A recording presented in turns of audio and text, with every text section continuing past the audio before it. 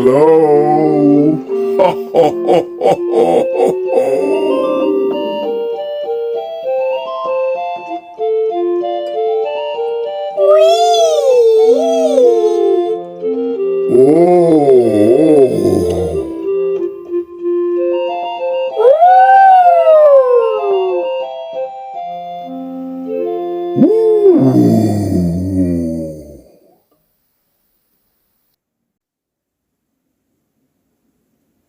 Mr. Paddy Natty Ned had not a tooth in all his head.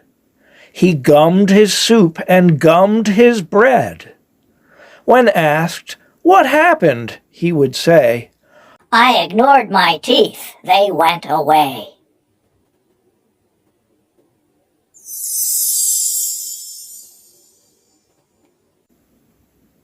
Pastor Kevin Cloggin had a pointy noggin. It reminded all the people, like a spire or a steeple, that if from grace you're fallen, don't forget your higher callin'.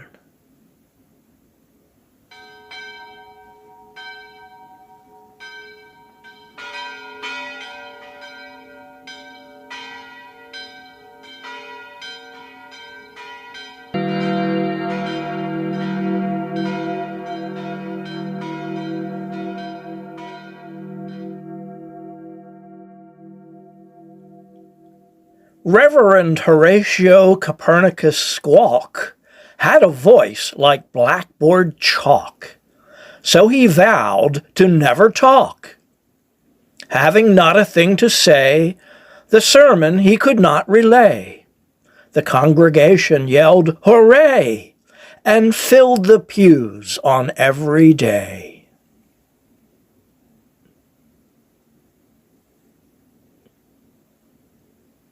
Twins were born to Joan Travail, matching boys in all detail. To change she was most resistant, and liked to keep all things consistent. John was her husband, and liking his name, she called one John, and the other the same.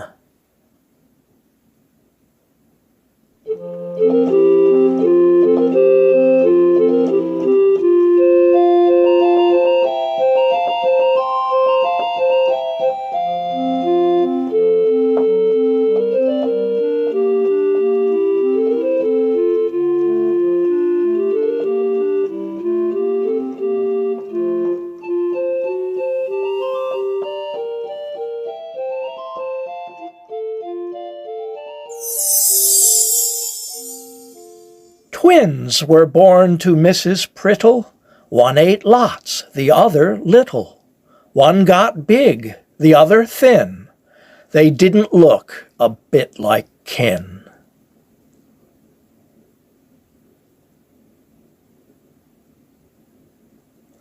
Thelma Elma Tater Lou never wore a dress or shoe. A simple sack, and nothing more, was all that Thelma Elma wore. I ain't poor and I ain't lazy. It's spending money makes me crazy. My feather bed is stuffed with gold. It's getting lumpy and getting old. A fancy bed would cost a pile. I'll rest on this bed for a while.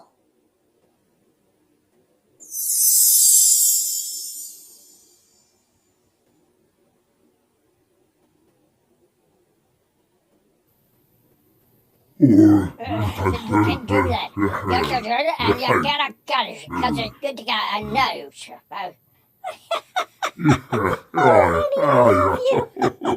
It's so sweet. What a lovely thing to do to me.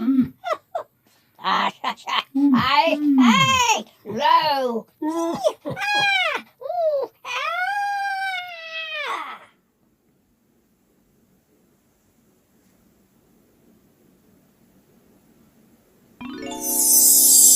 Said Mrs. Willis, I declare, a bird is resting in your hair.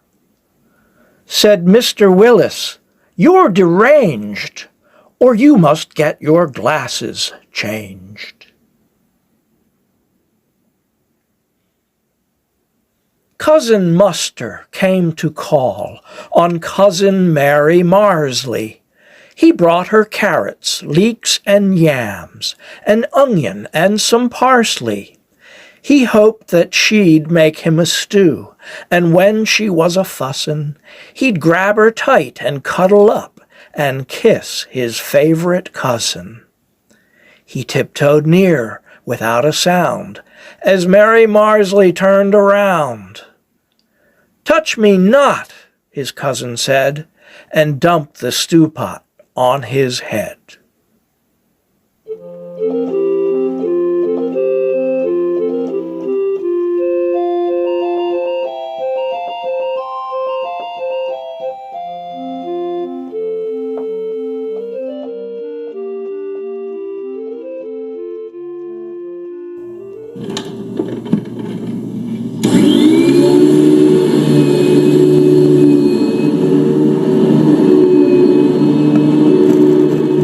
To the skull of Dr. Wiener was glued a vacuum cleaner.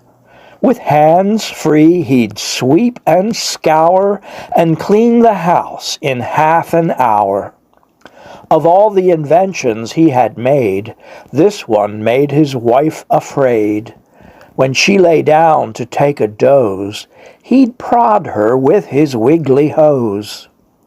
Said Mrs. Wiener with a grunt, "You look like an elephant."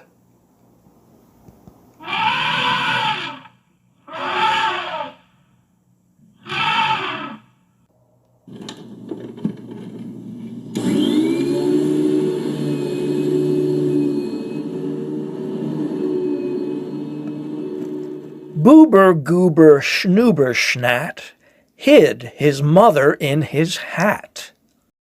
Oh, mother dear, you've grown so small. It must be from the alcohol.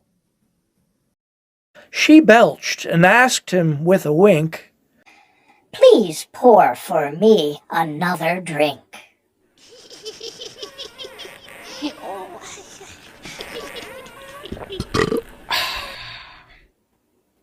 Dress elegantly, of course, and always ride a stately horse.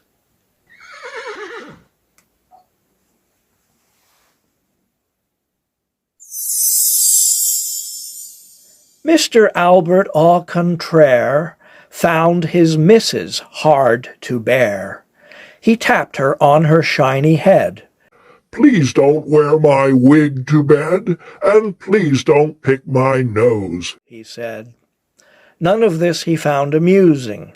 His wife was totally confusing.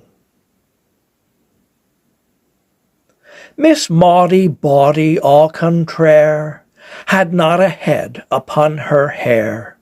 She wigged a war and pied a bake.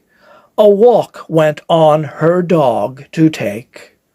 All words back and all up mixed, she headed her scratch and got perplexed. While walking her apples, she screamed, Oh my, I've baked my poodle in my pie.